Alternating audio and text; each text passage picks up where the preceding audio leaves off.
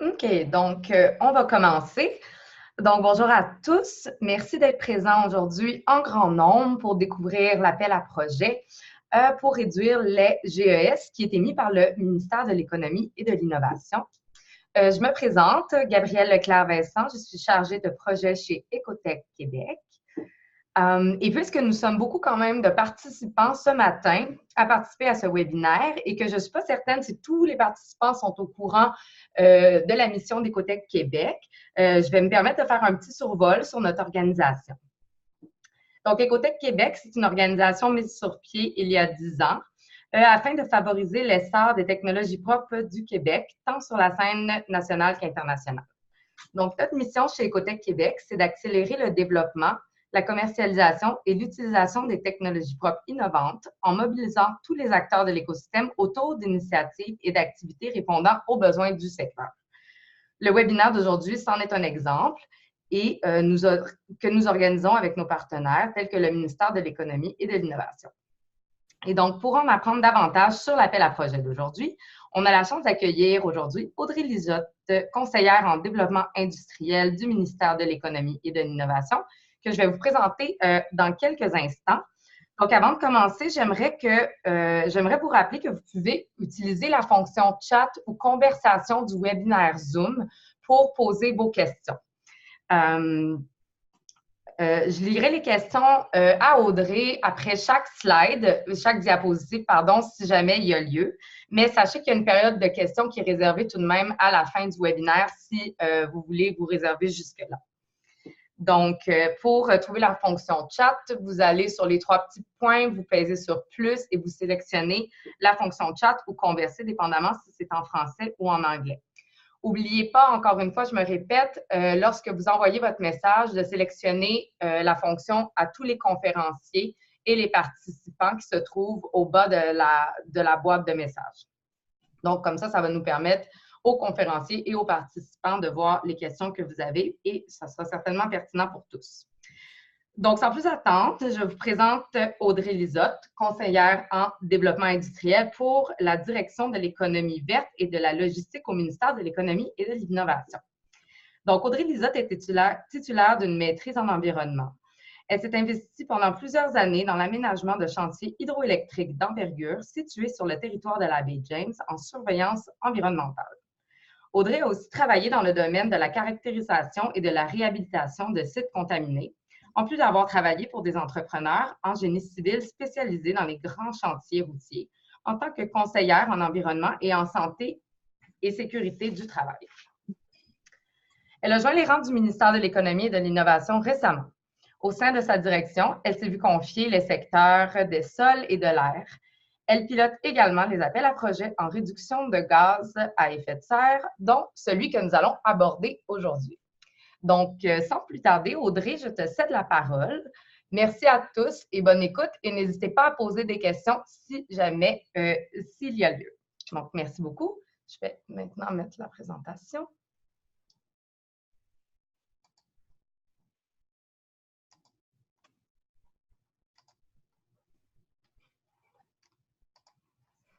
Et voilà, Audrey. Oui, merci Gabrielle pour cette présentation. Alors, bienvenue à tous et à toutes à ce webinaire concernant l'appel de projet intitulé « Acquisition, implantation et commercialisation de technologies permettant aux entreprises de réduire les émissions de gaz à effet de serre ». Donc, nous allons passer à la diapositive suivante. Est-ce que c'est moi qui... Ah, d'accord, la voici.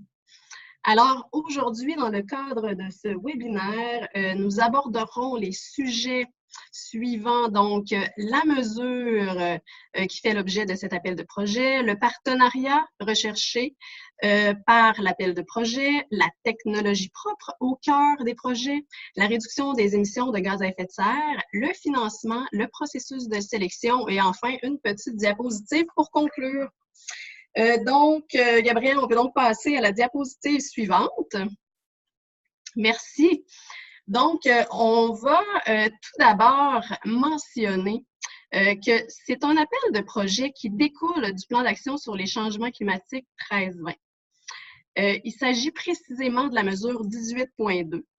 C'est une mesure, comme le titre de l'appel de projet l'indique si bien, c'est une mesure qui vise à soutenir des projets d'acquisition, d'implantation et de commercialisation de technologies propres pour la réduction des gaz à effet de serre.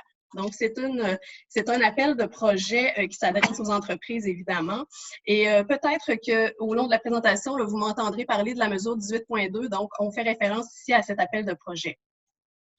Il faut mentionner que c'est un appel de projet donc, qui est financé en grande partie par le Fonds vert et par le Fonds du leadership pour une économie à faible émission de carbone. Ça, c'est un fonds fédéral.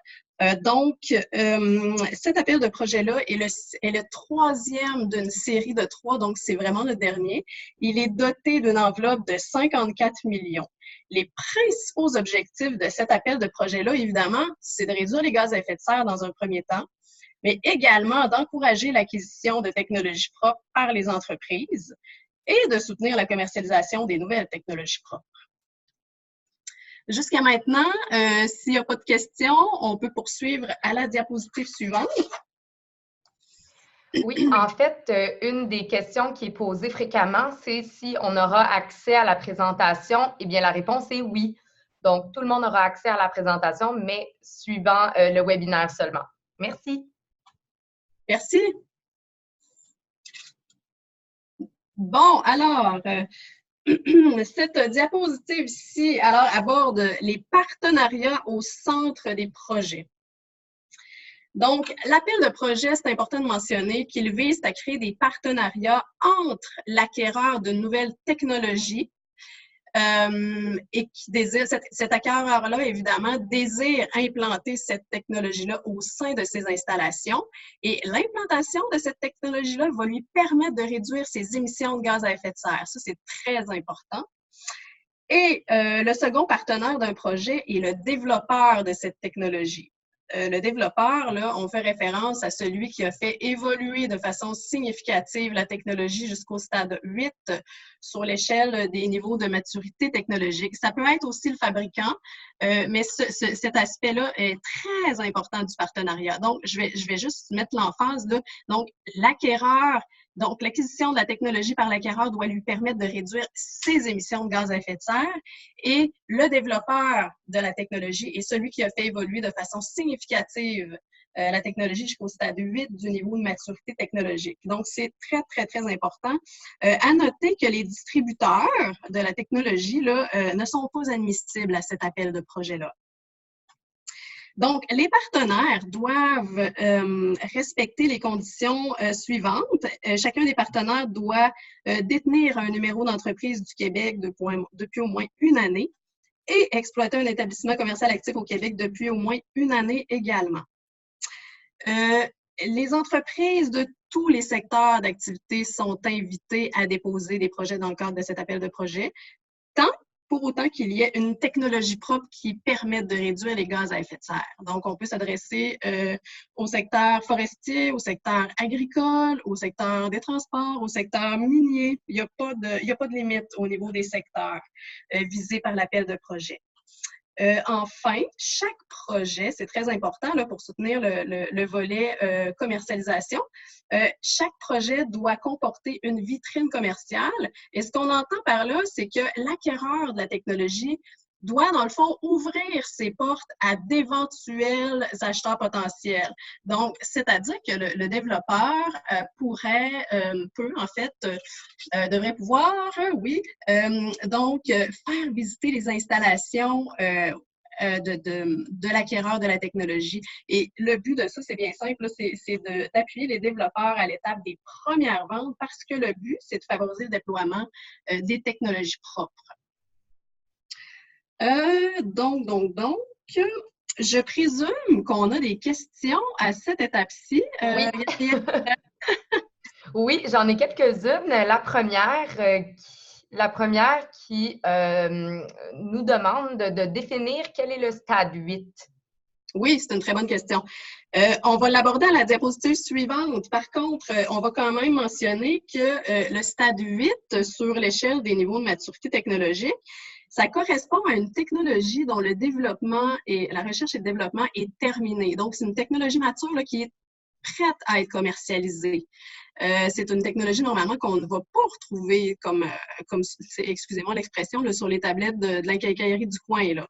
Donc, elle en est à ses premières ventes. Super. Ensuite, j'ai une question qui vient de Pierre Carabin qui dit « Quand vous dites NMT8, c'est en entrée ou en sortie du projet? » À l'entrée. À l'entrée du projet. C'est-à-dire que toutes les propositions de projet donc, doivent comporter une technologie propre rendue au stade 8. Donc, on commence au stade 8, puis en fait, excusez-moi, comment je dirais ça? Donc, la technologie est rendue au stade 8 lors du dépôt des propositions de projet. C'est un aspect obligatoire de cet appel de projet-là. Donc, une technologie là, qui serait rendue au stade 6 ne sera pas admissible dans ce cas-ci. Super.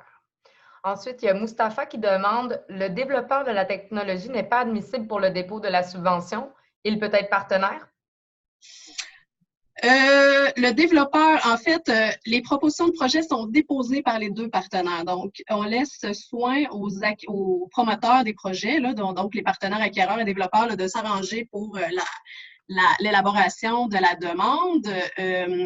Ceci étant dit, les deux partenaires doivent signer la demande, le formulaire de proposition de projet. Je ne sais pas si ça répond à votre question. Oui. OK. J'en ai une autre de Christian Roy.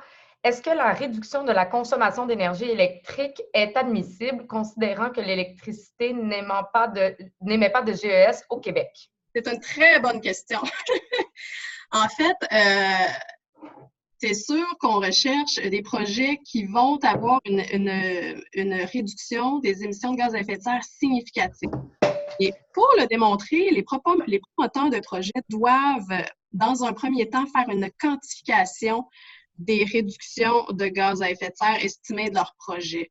Et pour ce faire, on doit établir le scénario référence et le scénario du projet. Donc, si notre scénario référence, c'est déjà de l'électricité et donc, ça émet peu de GES, bien, le scénario du projet, il n'y aura pas beaucoup de gains au final. Donc, on n'aura peut-être pas la réduction significative recherchée. Très bien. Ensuite, il y a Thomas qui demande si celui qui a développé la technologie est également l'acquéreur, il n'y aurait qu'une entreprise impliquée. Est-ce que c'est correct? Sinon, est-ce qu'on peut ajouter des partenaires non privés, par exemple des universités? Oui, très bonne question. En fait, c'est un appel de projet vraiment qui vise des partenariats. Donc, chaque projet doit être composé d'un acquéreur et d'un développeur. Et ces deux partenaires, évidemment, ce n'est pas la même entreprise. Ces entreprises-là ne doivent pas être affiliées non plus. Au deuxième volet de la question, Gabrielle, peux-tu me rafraîchir la mémoire? J'ai oublié. Oui, eh bien, dans le fond, il se demandait s'ils peuvent ajouter des partenaires non privés, par exemple des universités. OK. En fait, les universités ne sont pas des partenaires admissibles dans le cadre de l'appel de projet. Là, ici, on parle vraiment d'entreprises. Je m'excuse, est-ce que je l'ai mentionné tout à l'heure? Peut-être pas, hein? Donc, les partenaires sont des entreprises, des PME ou des grandes entreprises pour les deux partenaires. Ça importe peu. Par contre, les organismes publics ne sont pas admissibles à cet appel de projet. Parfait. Donc, vous avez mentionné aussi que les distributeurs de technologies ne sont pas admissibles, mais est-ce que les manufacturiers de solutions le sont? Quand on parle de manufacturiers, on parle des fabricants? J'imagine que oui. Écoutez, on va garder cette question. Peut-être que je pourrais apporter un complément d'information lorsqu'on transmettra la présentation aux participants. Gabrielle, est-ce que ça te va? Oui, parfait. OK. Il y a beaucoup de questions par rapport à cette slide. Je vais quand même me permettre d'en mentionner quelques-unes encore parce que je crois qu'elles sont pertinentes. Donc, qu'en est-il d'une entreprise québécoise qui vient de se faire racheter il y a 2 mois, mais dont les activités continuent telles quelles au Québec? Écoutez, Écoutez, je pense que c'est quelque chose qui s'explique bien, là. On peut comprendre que l'entreprise vient d'être achetée mais qu'elle exploitait cette entreprise-là avant son achat. Elle exploitait un établissement commercial actif au Québec depuis au moins une année. Donc, si c'est le cas, je ne vois pas pourquoi cette entreprise-là serait non admissible. Parfait. Donc, il y a une autre question quand même assez pertinente, je crois, pour tous, parce que je vois qu'il y a beaucoup de questions qui sont vraiment très, très précises selon, j'imagine, les situations des entreprises présentes au webinaire. Donc, je vais essayer d'y aller dans le plus général. Puis après, puisqu'on va donner vos coordonnées, tout ça, si jamais ils veulent vous contacter pour vraiment discuter de leur situation, est-ce que ça va être possible, Audrey? Oui, absolument, absolument, Okay. ça va être possible. Là, je vais laisser l'adresse courriel de l'appel de projet, puis les gens pourront aussi me joindre par téléphone s'ils le désirent. Je vais vous donner mes coordonnées à la fin. Oui, c'est super parce que c'est ça, on a des questions très générales, mais il y en a aussi qui sont très pointues, dépendamment des situations des participants. Donc, je vais y aller avec les plus générales. Donc, ici, il y en a une. Avez-vous des développeurs que l'on pourrait jumeler avec des acquéreurs éventuels?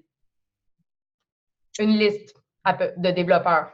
Non, je n'ai pas de liste pour ma part. D'accord.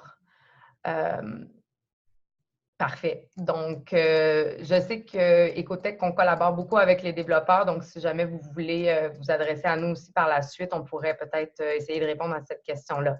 Oui, je pense que c'est la meilleure avenue, Gabrielle. Super. Donc, la vitrine peut-elle être réalisée hors Québec, hors Canada? Malheureusement, non. Cette vitrine-là doit être réalisée au Québec puisque les réductions de gaz à effet de serre doivent être effectuées au Québec. Je sais que par le passé, j'avais eu des questions là, concernant le marché du carbone, mais c'est pas admissible dans le cadre de cet appel de projet. Super. Ensuite, M. Pierre qui demande, avez-vous une attente de NMT9 à la fin du projet? Non. Parfait. Donc, une autre question. Qui juge ou détermine que la technologie est développée jusqu'au stade 8? En fait, les promoteurs de projets, lors du dépôt de leur proposition de projet, devront soumettre la démonstration comme de quoi les niveaux 6 et 7 ont été atteints. Donc, les tests, des associations avec des centres de recherche, des résultats. Donc, il appartient dans un premier temps aux promoteurs de projet de soumettre ces preuves-là.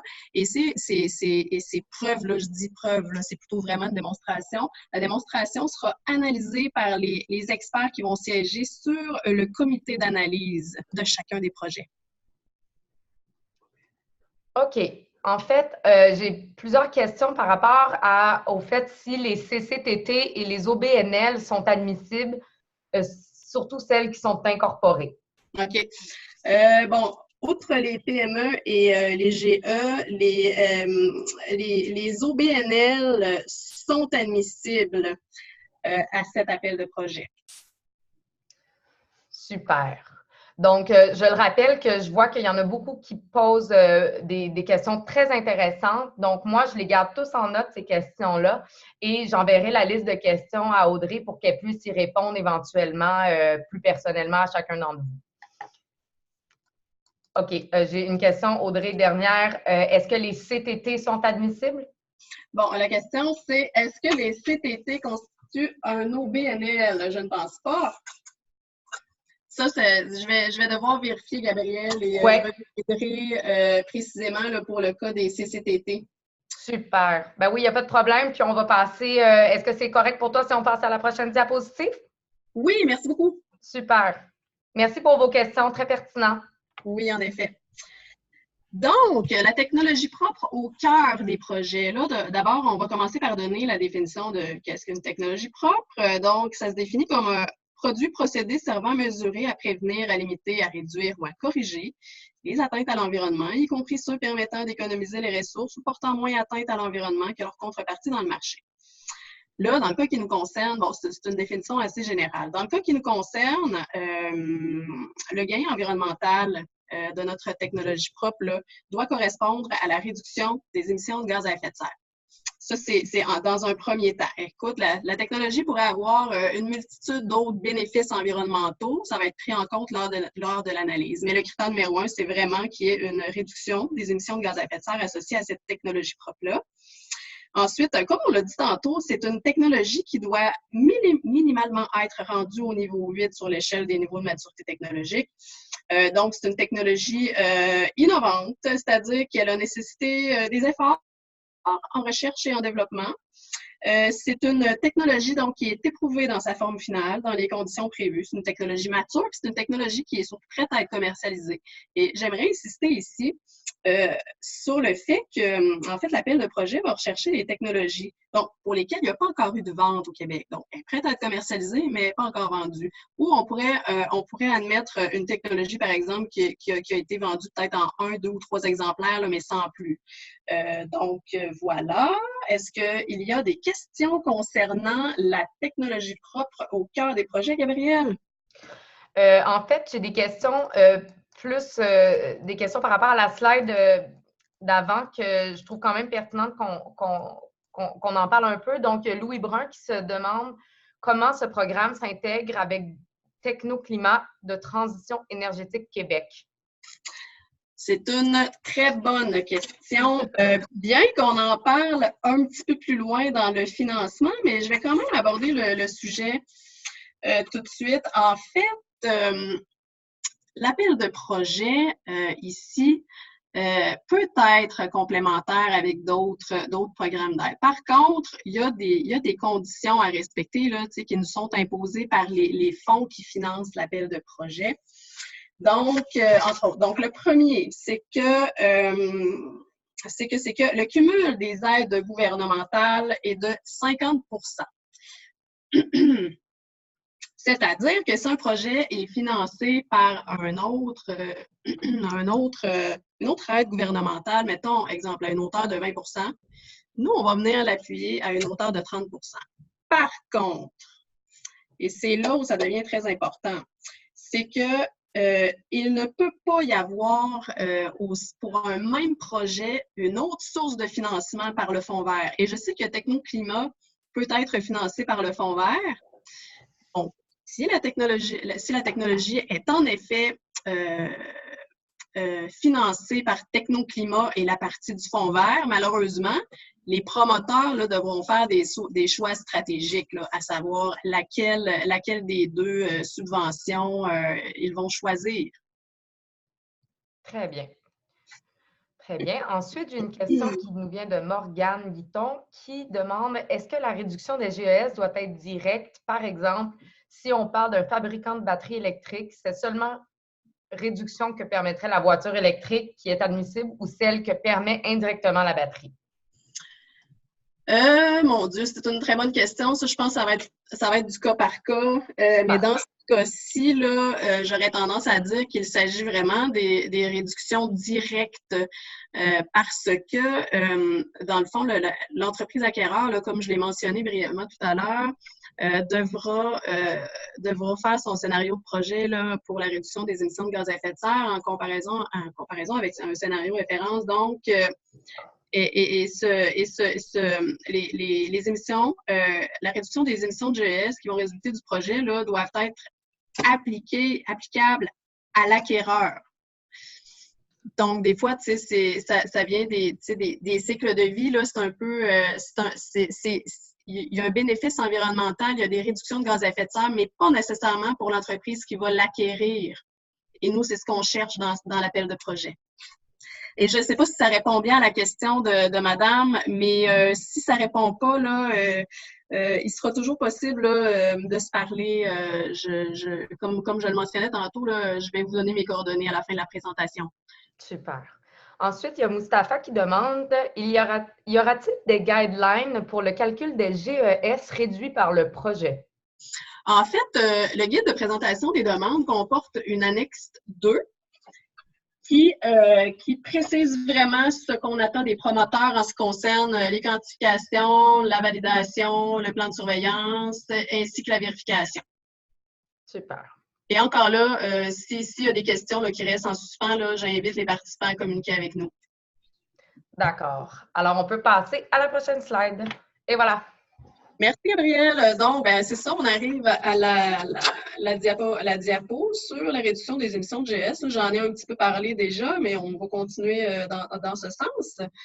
Tous les projets déposés là, doivent être réalisés conformément à la norme ISO 14064. Donc, en ce qui concerne la quantification, le plan de surveillance, la validation et la vérification. Et comme je disais, il y a l'annexe 2 dans le guide de présentation des demandes, là, vraiment qui résume les attentes de l'appel de projet envers les promoteurs à ce sujet-là. Il est important de mentionner que lors de l'évaluation des projets par le comité évaluateur, là, composé d'experts interministériels, le premier critère d'évaluation relatif à la réduction des gaz à effet de serre est un critère éliminatoire. Donc, il faut avoir la note de passage de 18 sur 30. Alors, si c'est le cas, donc tous les projets dont la note sera égale ou supérieure à 18 sur 30 pourront être analysés sur la base des critères suivants par ce comité d'experts-là. J'ai passé quelque chose dont je voulais parler. Je reviens à la puce 1 de cette page-là. Là. Quand on parle de la quantification, évidemment, la quantification et le plan de surveillance là, doivent être déposés par les partenaires d'un projet au moment du dépôt des propositions de projet. Donc, ça doit faire l'objet d'une section incluse dans le dossier déposé. Et par contre, la quantification, évidemment, doit être faite conformément à la norme ISO 14064. Toutefois, ce qu'on dit dans nos documents, c'est que la quantification, elle est faite par un tiers compétent. Et ce qu'on entend par tiers compétent à ce stade-ci, ce n'est pas nécessairement quelqu'un qui est accrédité. Donc, la compétence va se mesurer. Ah bon, dans le fond, est-ce que c'est une personne qui a suivi l'une des formations ISO 14064, -1, 2 ou 3 ou plus, 14064-5 aussi. Est-ce que la personne possède une accréditation, comme je viens de le dire, en vertu de la norme ISO 14065 pour la validation et la vérification des gaz à effet de serre? Est-ce que la personne démontre qu'elle a déjà réalisé des quantifications des émissions de GS dans le cadre de ses fonctions? Par exemple, dans le cadre du règlement sur la déclaration obligatoire de certaines émissions de contaminants dans l'atmosphère, dans le cadre dans le cadre de programme du plan d'action sur les changements climatiques ou dans le cadre du marché du carbone ou d'autorisation environnementale, etc. Voilà, je voulais mentionner ceci parce que la validation, donc, on va plutôt exiger la validation de la quantification, on va plutôt exiger que celle-ci soit effectuée par un tiers accrédité. C'est le petit point que je voulais mentionner, Gabrielle. Super, merci pour la précision.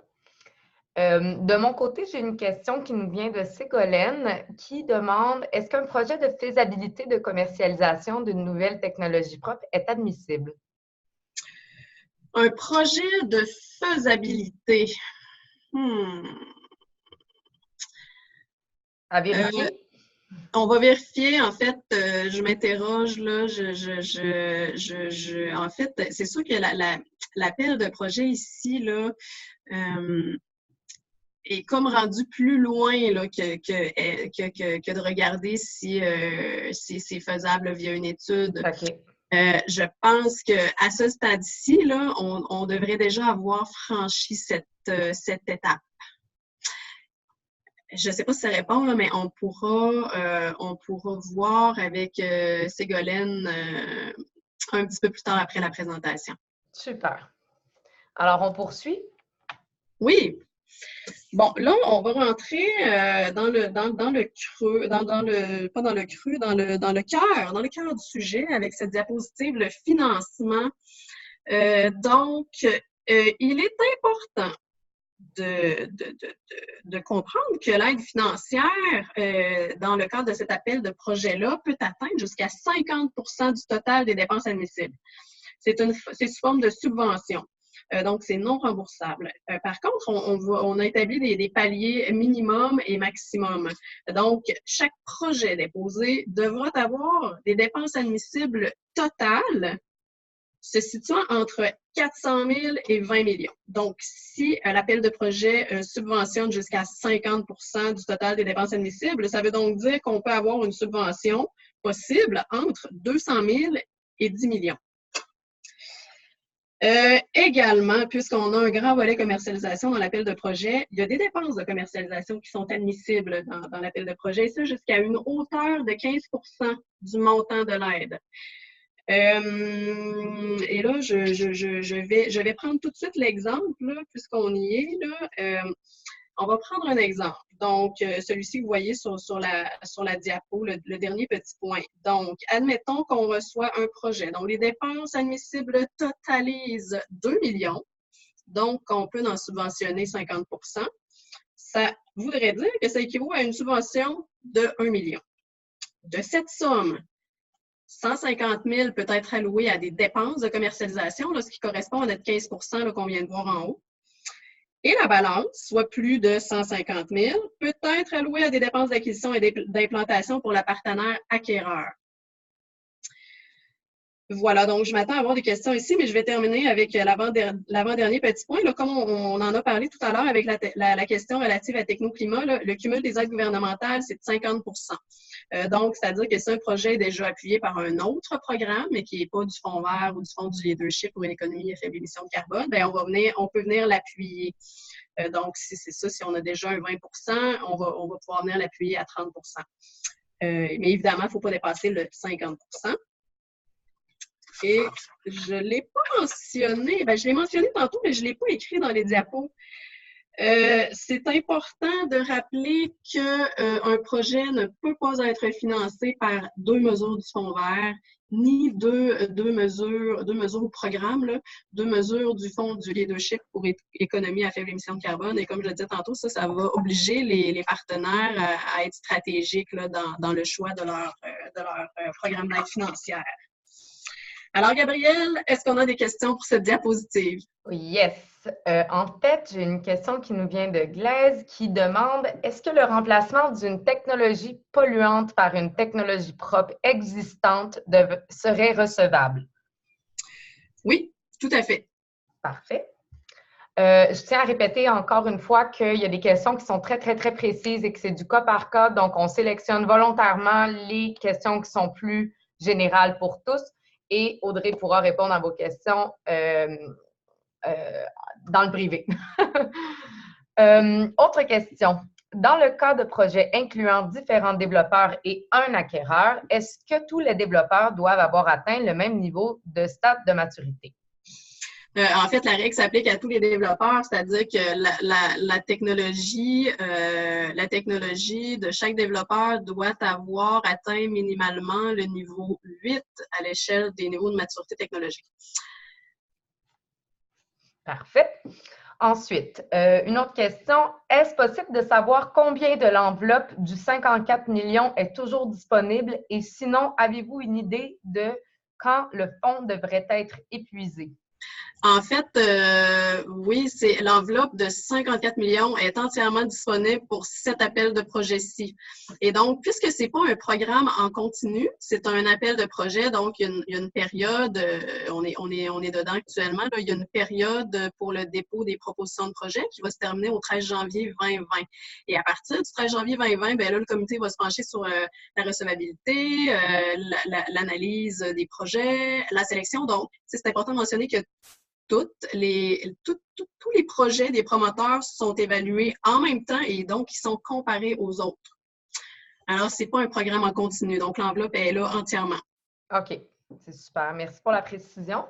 Ensuite, à quel moment la validation devra-t-elle être soumise? Est-ce que la validation et la vérification pourront être réalisées par le même tiers indépendant? La validation et la vérification, je pense bien que oui, mais je vais m'informer. Une chose est sûre, c'est que la quantification et la validation ne peuvent être réalisées par le même tiers compétent. Ça, c'est clair. Ça, c'est inscrit dans la norme ISO 14064. Et par contre, pour la validation et la vérification, je vais valider. Par contre, je ne vois pas de problème à première vue, mais je vais valider dans la norme. Maintenant, au premier volet de la question, donc la validation, elle, sera présentée par les promoteurs de projet, non pas au dépôt des propositions de projet, mais suivant une décision de recevabilité favorable.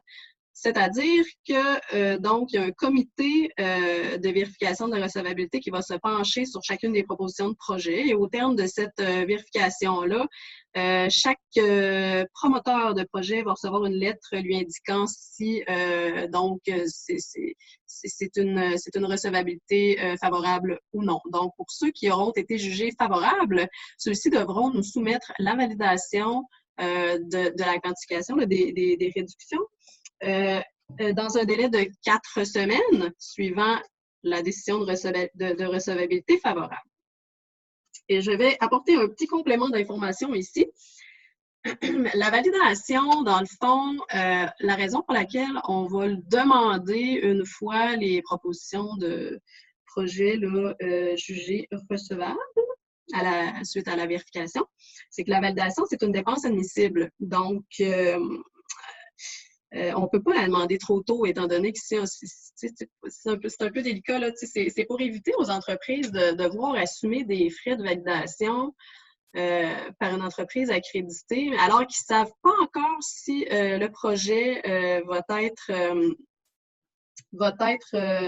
retenu pour une fin de subvention, ni encore moins jugé recevable. Donc, cette validation-là va être faite, dans le fond, entre le dépôt des propositions de projet et la décision favorable de vérification. De vérification de recevabilité, je m'excuse, j'ai l'impression de me perdre un peu. J'espère que tout le monde me suit. Et entre l'analyse par le comité d'experts interministériel des projets. My God, j'en ai dit beaucoup, hein? Je ne sais pas si c'est clair. C'est très complet. Gabrielle, ceci étant dit, là, la prochaine diapositive, c'est le processus de sélection, puis on aura l'occasion d'y revenir. Fait que je vais essayer de me clarifier l'idée pour les participants. Super. Mais j'ai une petite dernière question que je pense qui est assez pertinente pour tous. Il y a quelqu'un qui demande si l'aide financière est calculée selon les dépenses, peu importe la quantité de GES réduite. Peu importe la quantité de GES. Parfait. L'aide financière est basée sur les dépenses admissibles et dans le guide de présentation des demandes, on a vraiment une section sur les dépenses admissibles qui se trouve. Donc, c'est l'article 4 en page 8, 4.3 pour les dépenses admissibles de l'acquéreur et 4.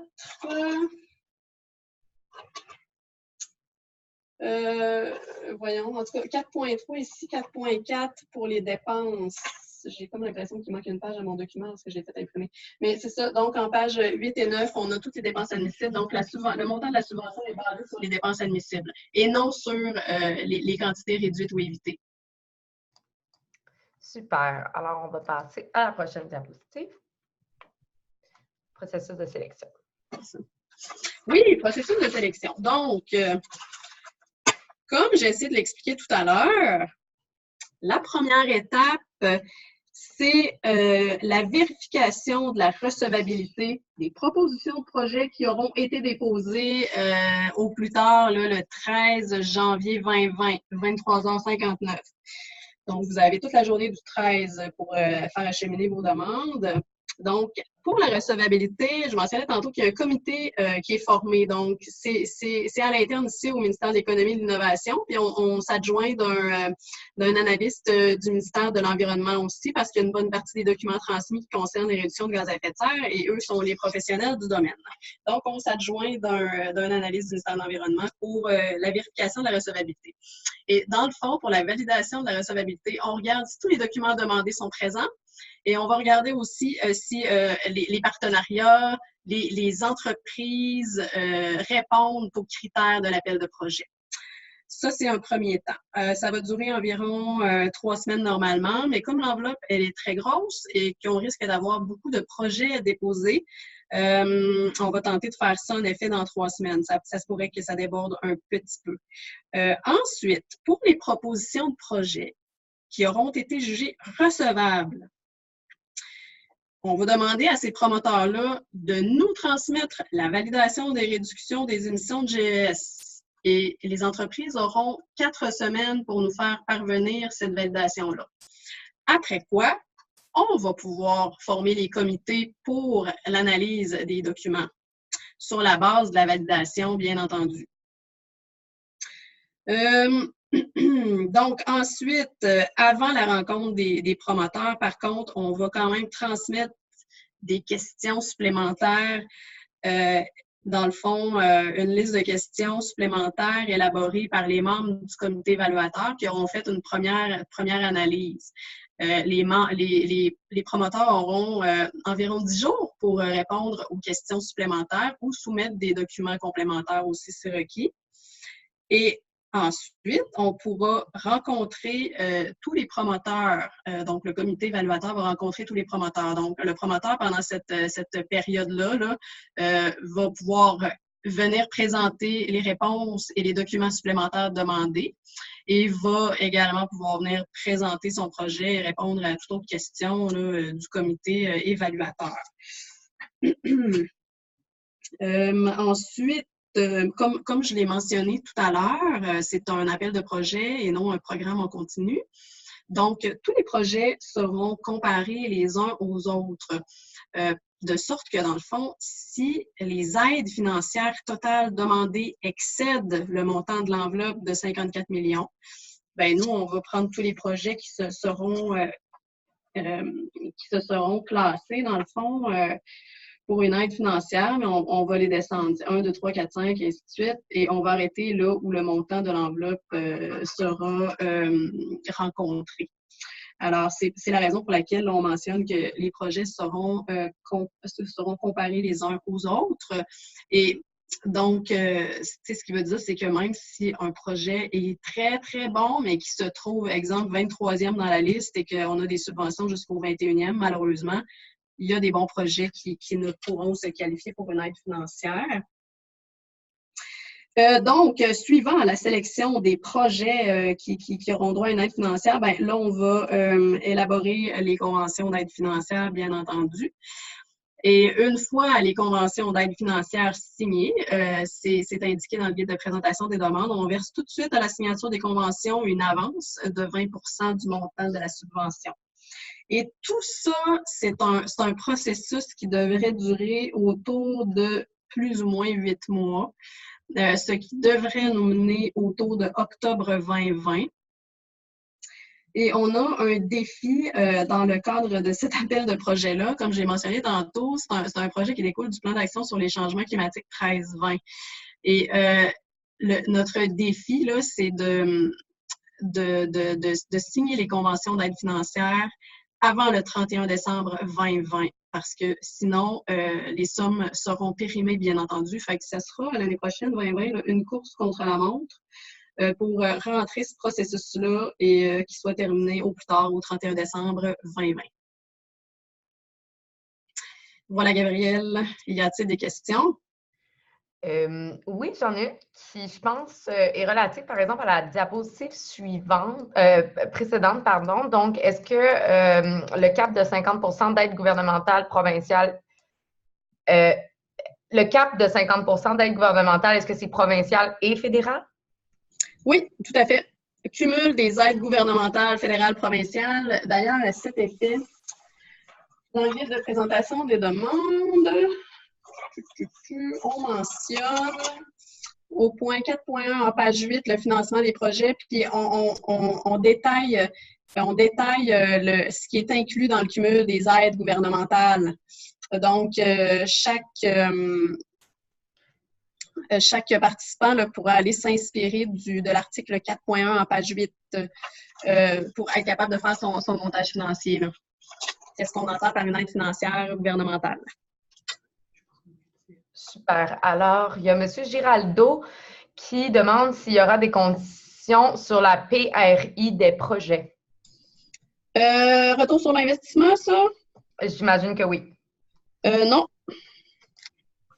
Parfait. Alors, il y avait une autre question que ça disait, est-ce que le partenaire peut être une ville? Non. On avait stipulé que les organismes publics, ça ne fonctionnait pas. Exactement. Ensuite, est-ce que les dépenses effectuées avant la signature de la convention d'aide financière sont admissibles? Oui. Dans le fond, ce que l'on dit, c'est que j'essaie de le trouver dans mon document, mais je vais y aller de mémoire.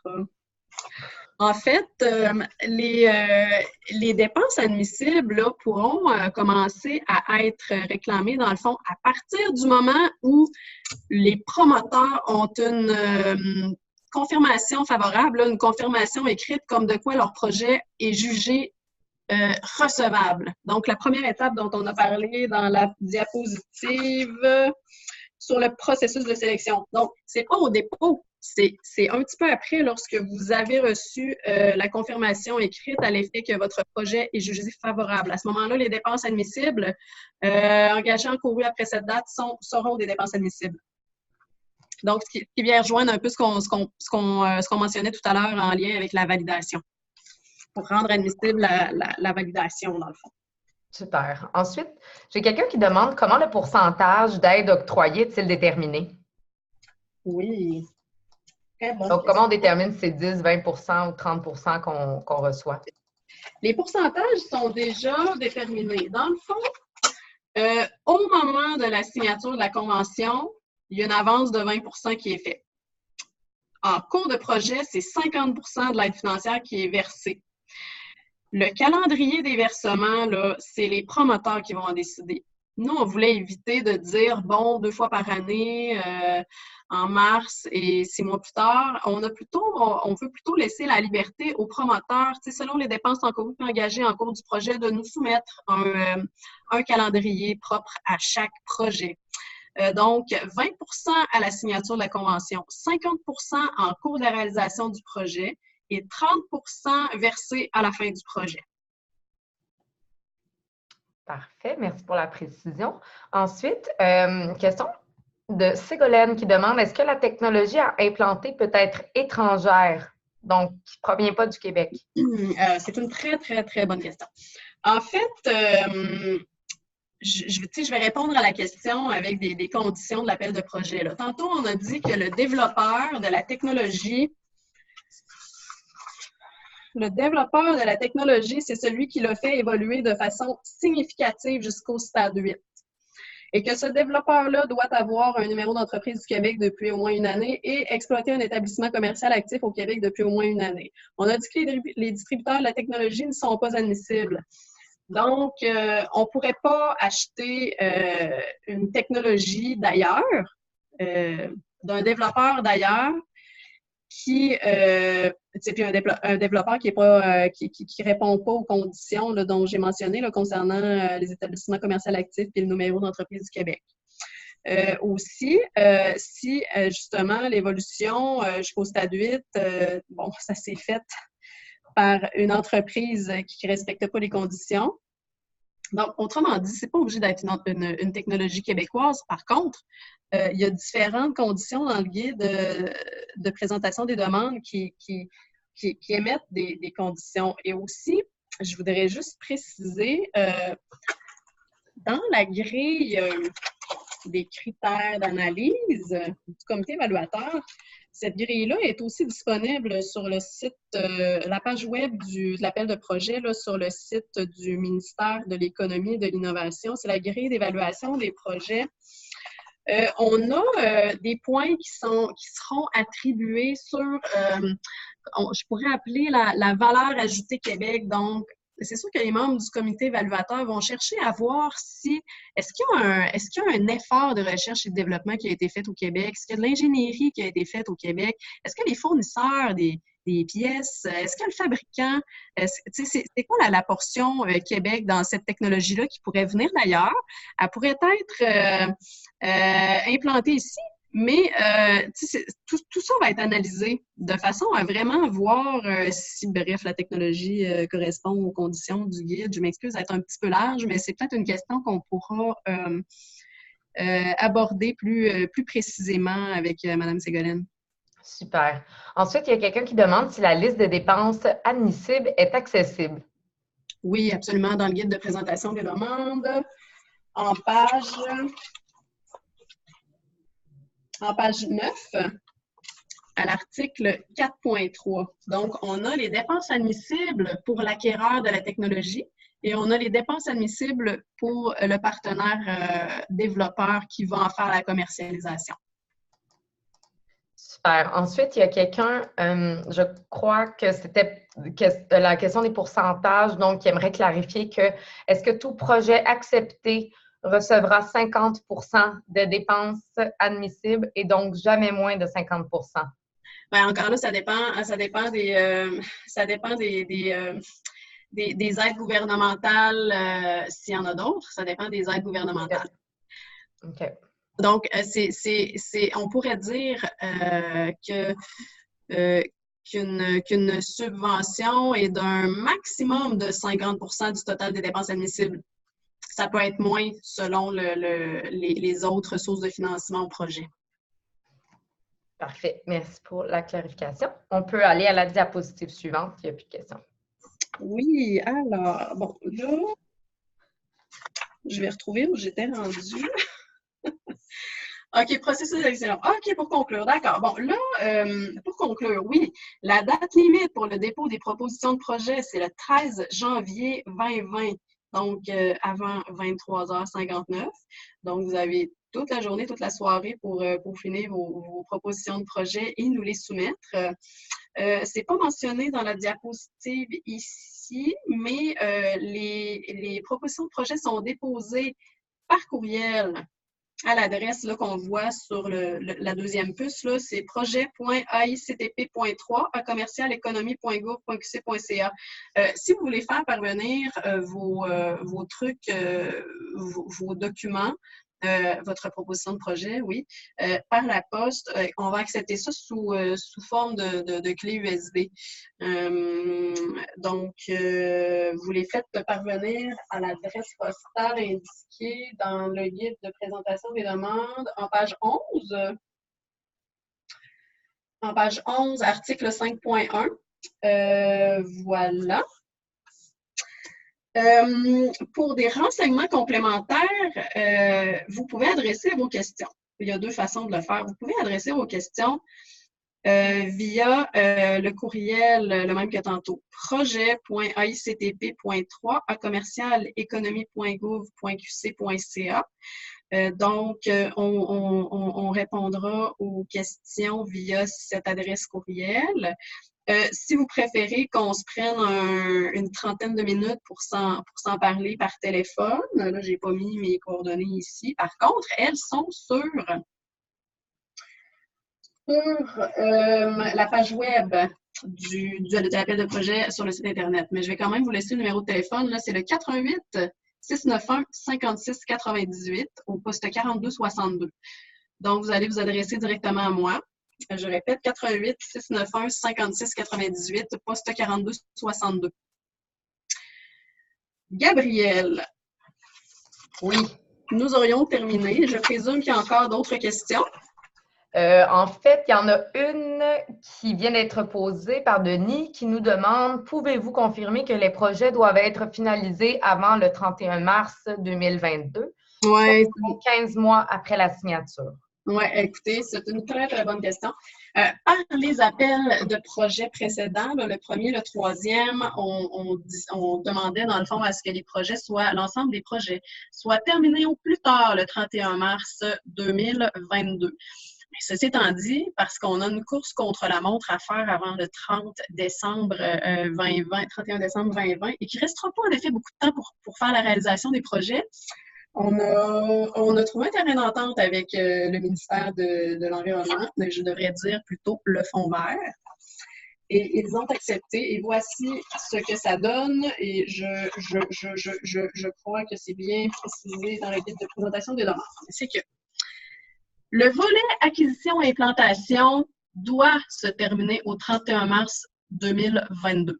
Par contre, le volet commercialisation, lui, pourra se terminer au plus tard le 31 mars 2024. Fait que là, ça laisse quand même aux promoteurs de projet le temps, justement, comme vous dites, là, une année et quelques mois, là, pas plus, de réaliser un premier volet acquisition et implantation et de poursuivre avec la vitrine commerciale au-delà du 31 mars 2022, soit jusqu'au 31 mars 2024. Fait que ça va laisser aux promoteurs de projet, là, le temps de vraiment bien réaliser ces deux volets-là, là, plutôt que d'essayer de condenser tout ça dans un échéancier plutôt court. Alors, c'est l'espèce de solution qu'on a trouvée à cette problématique. C'est une très bonne question. Super. Alors, j'ai une autre question qui nous vient de Louis, qui demande, en fait, qui ont une technologie peu onéreuse mais efficace. Il serait difficile de monter un projet de 400 000 avec un seul partenaire. Est-il possible d'en avoir plusieurs? Oui. En fait, oui, tout à fait. Si on va en page...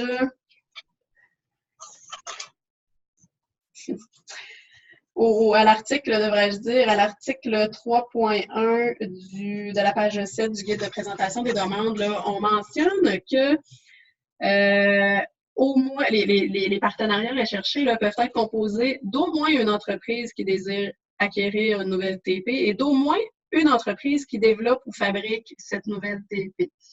Ça, en effet, là, ça peut venir pallier à la problématique, là, comme vous le dites, monsieur, là, sur des technologies, en effet, qui sont peu onéreuses.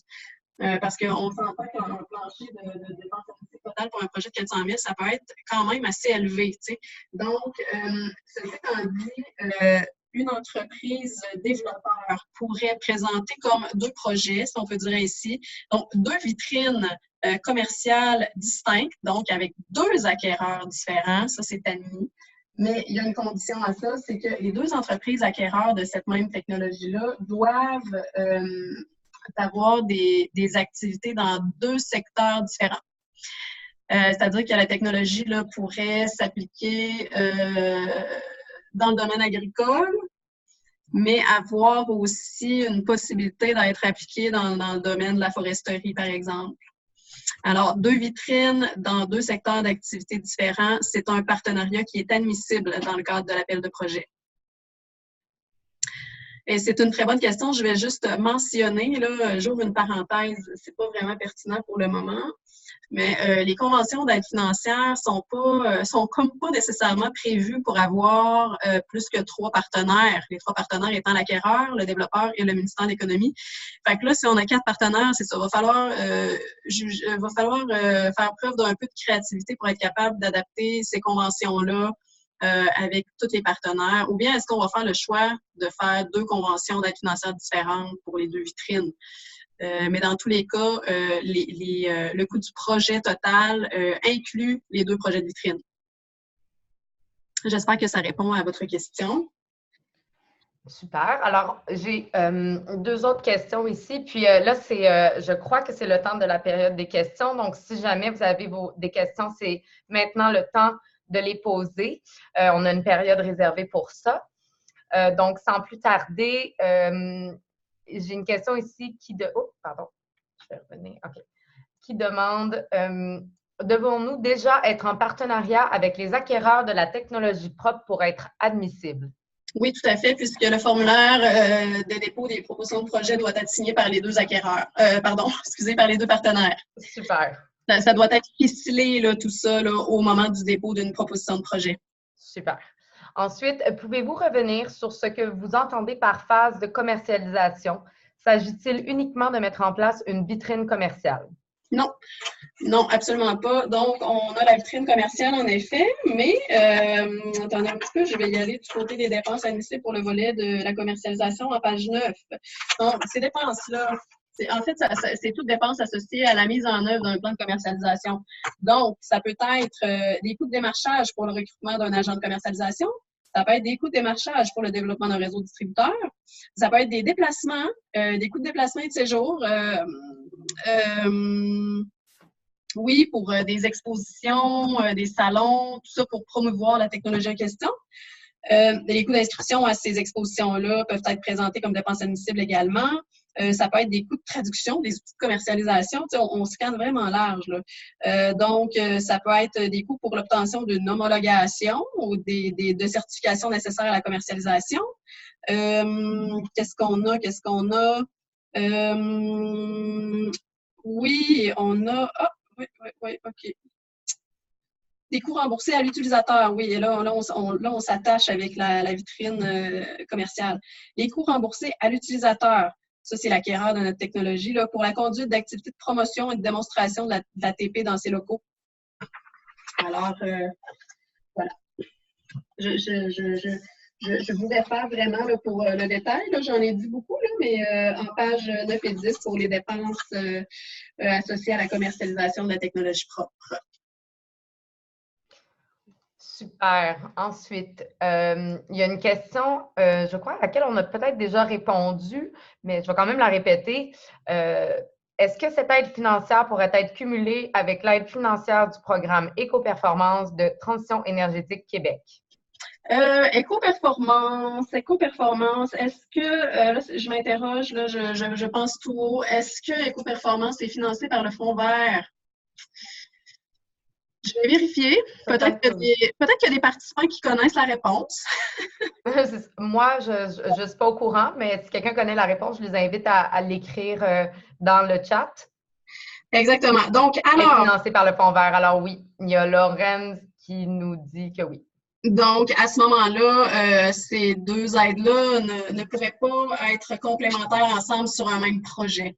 Comme on disait, là, les promoteurs, dans ce cas-là, devront faire un choix stratégique sur les sources de financement qu'ils vont choisir. Parfait, merci pour la précision. Ensuite, est-ce qu'une nouvelle technologie servant à alimenter une technologie qui réduit les GES est admissible? Je me réfère à une technologie de séchage de biomasse forestière pour alimenter des chaudières chauffées à la biomasse forestière. Je pense que c'est une question qui mériterait soit d'en discuter ensemble ou bien que je me penche un peu sur la question là, avant de dire des faussetés. J'aimerais ça en savoir un petit peu plus, dans le fond, quand on parle tu sais, c'est comme la technologie qui est comme complémentaire à celle qui réduit les gaz à effet de serre. Si j'ai bien compris la question, il va falloir que je me penche sur la question. Parfait. Donc, j'ai une autre question qui vient de Samy qui demande, est-ce que les startups pourraient être considérées dans cet appel à projet en tant que développeurs? Bien, pourvu qu'elles aient un numéro d'entreprise du Québec depuis au moins une année et qu'elles aient un établissement commercial actif au Québec depuis au moins une année et qu'elles répondent à tous les autres critères, je vois pas de problème. Parfait. Donc, j'aurais une autre question. Encore une fois, je pense qu'on a déjà répondu à ça, mais est-ce que le projet admissible pourrait être un projet R&D à l'intérieur d'une entreprise existante? Donc, sans partenaire. Non, impossible. Il doit obligatoirement y avoir un partenariat entre l'acquéreur et le développeur de la technologie. Parfait. Oui, ça, c'est bien clair. Et de toute façon, les projets de recherche et développement ne sont pas visés par cet appel de projet puisqu'on cherche des technologies qui sont rendues au stade de la commercialisation. Exactement, donc que le développement et la recherche sont terminés. Parfait. Donc, s'il y a d'autres questions, c'est maintenant qu'il faut les poser. Sinon, comme je vous ai déjà dit un peu plus tôt, toutes les informations que vous avez reçues aujourd'hui seront disponibles, vous seront envoyées dans un courriel par la suite, suivant le webinaire. On va ajouter aussi les coordonnées de notre présentatrice Audrey Lisotte. Merci beaucoup, Audrey, de nous avoir partagé toutes les informations nécessaires pour l'appel à projet. Je pense que c'était bien pertinent. Il y avait beaucoup de personnes aussi sur l'appel aujourd'hui. Et donc, comme je l'ai mentionné aussi, toute la liste des questions aujourd'hui, je vais la faire parvenir à Audrey également et vous répondra probablement dans les prochaines semaines, dépendamment du délai que ça prend pour trouver vos réponses. Puis, n'hésitez pas à la contacter si jamais vous voulez poursuivre la discussion aujourd'hui. Donc, est-ce que, Audrey, tu as quelque chose à ajouter? Non, en fait, merci Gabrielle. J'aimerais vous remercier, toi, Ecotech, ainsi qu'Amélie, d'avoir organisé ce webinaire et je remercie également tous les participants et en espérant vous lire en grand nombre le 14 janvier 2020. Merci beaucoup. On vous encourage à soumettre vos projets. Merci beaucoup. Merci beaucoup à tous d'avoir participé, puis à bientôt. N'hésitez pas à envoyer vos projets, vos questions à notre conférencière Audrey. Donc, à bientôt. Merci beaucoup encore, Audrey. Merci à vous. Au revoir. Bye.